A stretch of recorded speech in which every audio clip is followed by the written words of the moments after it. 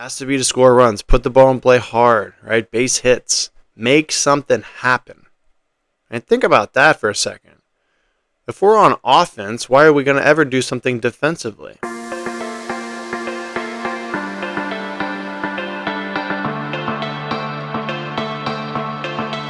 We're back talking mental approach here, and this one's for 12U to 18U age groups. And so, believe it or not, it's really similar for these age groups. And I know you might be thinking, well, how's it a senior in high school and have the same approach as a 12U player? Right, here's what I mean. As soon as you start seeing off-speed pitches, right, you still have the same approach. It's just that the level of the pitch and the difficulty of hitting the off-speed pitch gets tougher. But the approach itself is actually very similar. And so we talked about hunting down a fastball, looking for your pitch in the last one, and that's going to stay the same, right? That's not going to change at all.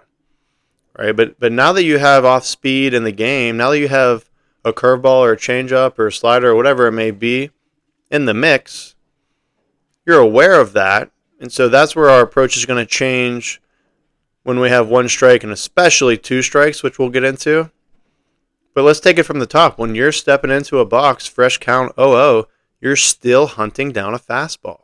Right, hunt down a pitch you can drive, because your best chance to have a nice base hit to start up the at bat is driving a fastball, right? Drive a fastball in the middle third of the plate. Something you can drive. And when I say something you can drive, something you like, here's what I mean as well. If you're a good low ball hitter and you get a low pitch, but you like those pitches, go after it. It doesn't have to be sitting on a tee right down the middle of the plate. If you're a good high ball hitter and you like that pitch up in the zone and you get that pitch early on, right? Even though maybe for most guys they don't want to swing at that, if that's what you like and that's what you know you're very good at hitting, and you've shown yourself in the cage you do that, go after it. Right? Go after your pitch early in the count.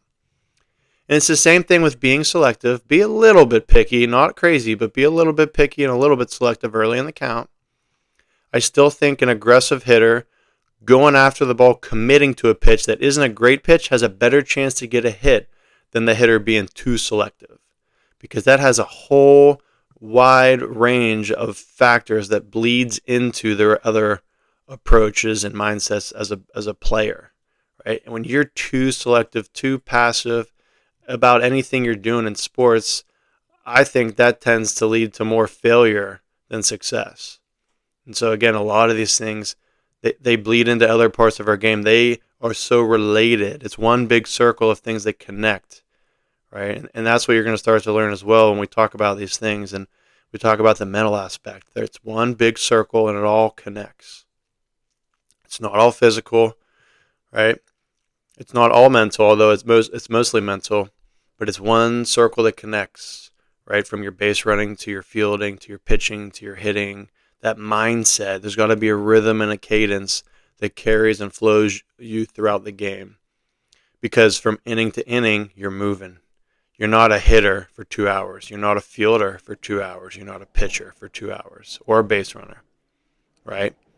You're a hitter, and then you're a fielder, and then you're a hitter, then you're a base runner, and then the inning switch, and then you're a pitcher. It is a constant flip-flop between offense and defense, right? And baseball is a sport where you're playing both. It's not football. You're not defense the whole time or offense the whole time. Right, you got to learn to be as complete of a player as you can. Right, and we talked about earlier as well. We want to be complete in all three areas. So I don't want to get off topic too far. Let's get back to the at bats here. You're hunting down a fastball early in the counts, something that you can drive.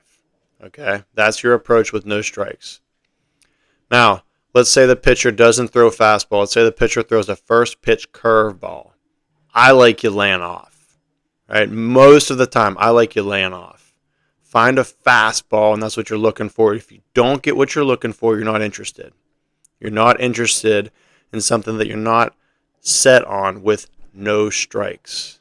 Okay?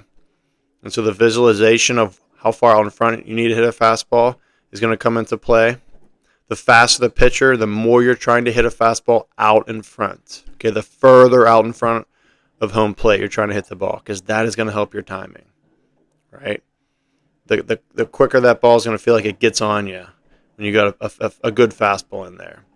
Okay, on a slower pitcher, right, with a slower fastball, that's when you're letting the ball travel. That's when you're trying to relax in the box. That's when you're trying to, keep your hands back, stay in your back leg, and shorten up your step, right? Because that's what happens when you get a slower pitcher and you're chasing something out in front and you're way early.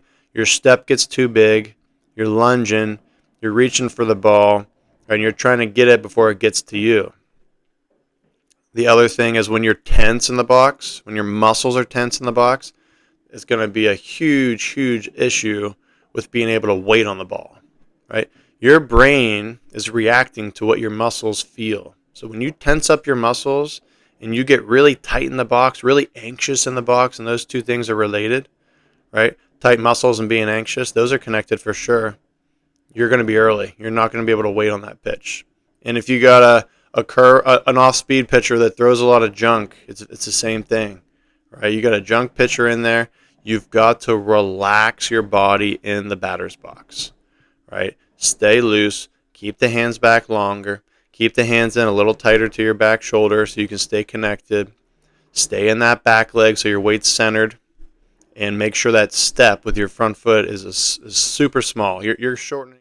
So that first pitch is a curveball and you don't swing at it and it is a strike. You're aware of it now. You know he has it. Okay, and so for that next pitch, your approach is I'm getting my foot down early for a fastball, so I'm still ready for my pitch, but I'm staying balanced enough in my legs. And I'm staying short enough with my stride that I can adjust if he throws it again. I'm trusting my eyes. Right? So you still have to anticipate. And you still have to anticipate fastball, but you're trusting your ability to adjust. Right? And I promise the amount of time you have to wait from a fastball to a curveball is not as long as you think. It is not. Right? You're not waiting, seconds. It's a blink of an eye or two slower than the fastball as far as the real reaction time. And I know it feels a lot slower, but it feels a lot slower because we were totally guessing on fastball or sold on fastball, and then they throw a curveball, and now it feels like that thing was, so much slower. And don't get me wrong, the speed change is different for sure, but if you can keep that swing simple, if you can make sure your load is not huge, you'll be able to adjust to this off-speed pitch. You'll be able to adjust as long as you're trusting your eyes. And now with two strikes, right, the two-strike approach, it's got to be opposite field, attack the inside half of the baseball or softball, really minimize your step. If you need to choke up an inch, go ahead.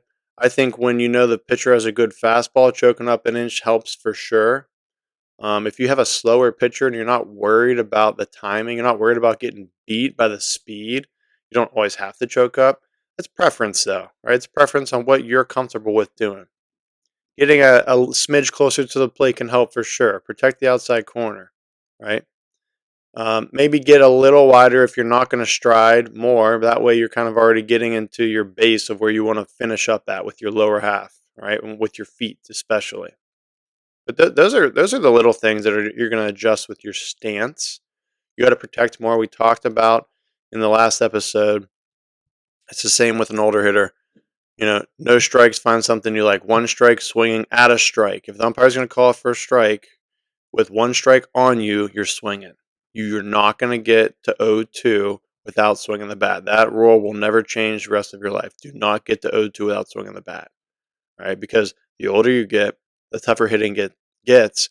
And so the more you got to, shoot your shot and give yourself a chance to put the ball in play and hit it hard, all right? And so that was stressful for me at an older age is, if I got to 2 and didn't swing, at that level, feeling like I only got one swing now to put the ball in, not only put the ball in play, but to get a hit, that's tough. I don't think anybody's going to have a good career with that approach. It's just not sustainable. And so a righty hitter with 2 strikes, I think a great thought is crush the second baseman. hit a line drive rocket right at the second baseman, or even a hard ground ball right at the second baseman. Lefty hitter crushed the shortstop. It's the same thing. So be aggressive still to the opposite field side. Open up your zone, protect the plate a little bit more, but trust your eyes. Also know that you're going to get some junk. You're not going to get balls right down the meat of the plate in 0-2 counts, right? And if the pitcher does that, they are not doing their job. And so you know that.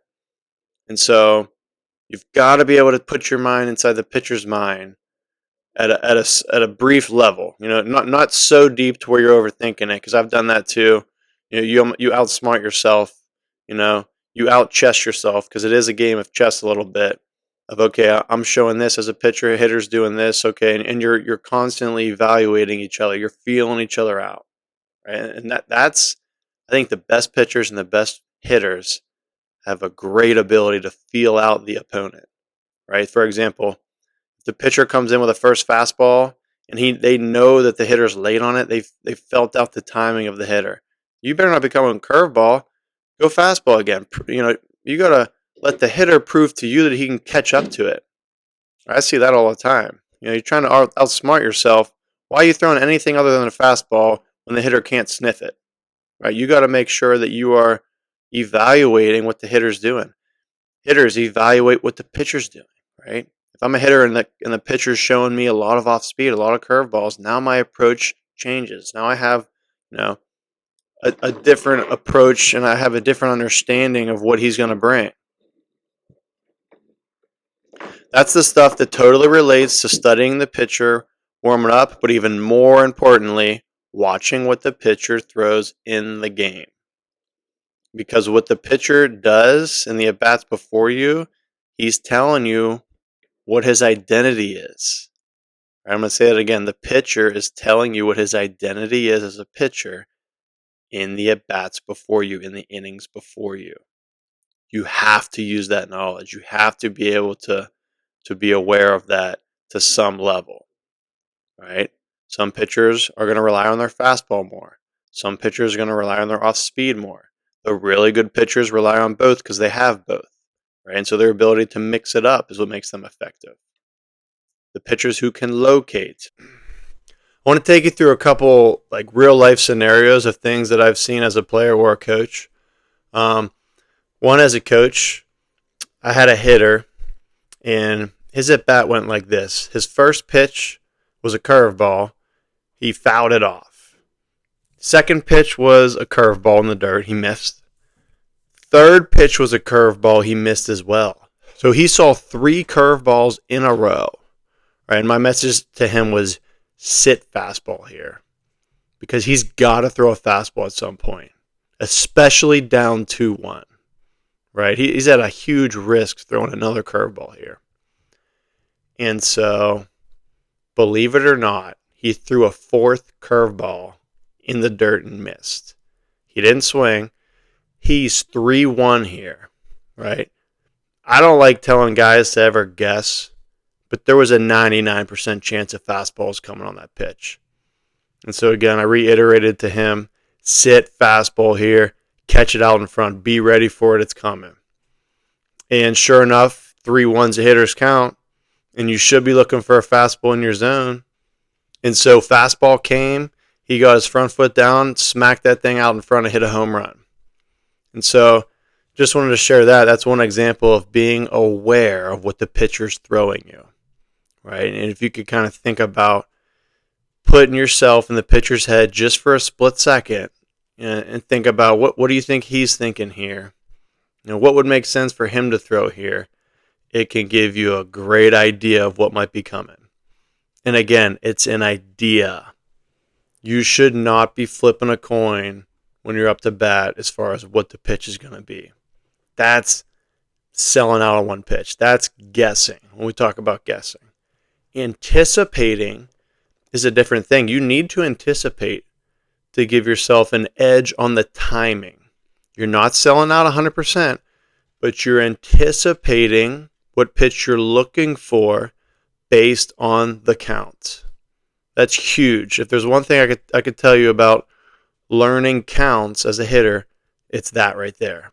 Anticipate what you think should be coming based on the count, based on your approach in that count. And so the best hitters, from what I've seen, anticipate the best. They're anticipating fastballs in their area early in the count. That way, when it's there, their timing is good and they're smacking the ball, getting tons of hits early in the count and stress-free counts. And so I know this one's for the 12U to 18U age group, but I really encourage both of you guys to listen to each.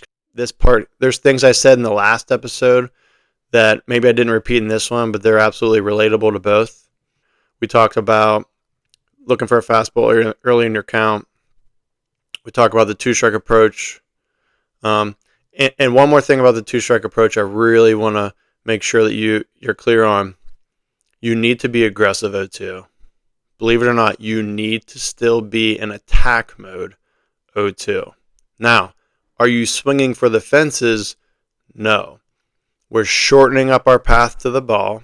We're simplifying our stance, our load, and our swing.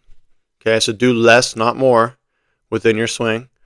And so whether that's less of a load with your hands, smaller step with your foot, which you absolutely should be doing with two strikes, quicker path to the ball, right? So you can catch up on a fastball, but also adjust on a curveball. And the bigger your load, the harder it is to time up a fastball. But when you start swinging the bat defensively with two strikes, you're in trouble, okay? And so we want to protect the plate by opening up our zone. We do not want to swing the bat defensively, all right? You always, no matter what, are in attack mode as a hitter, right? Because that's how you score runs. That's how you win ball games.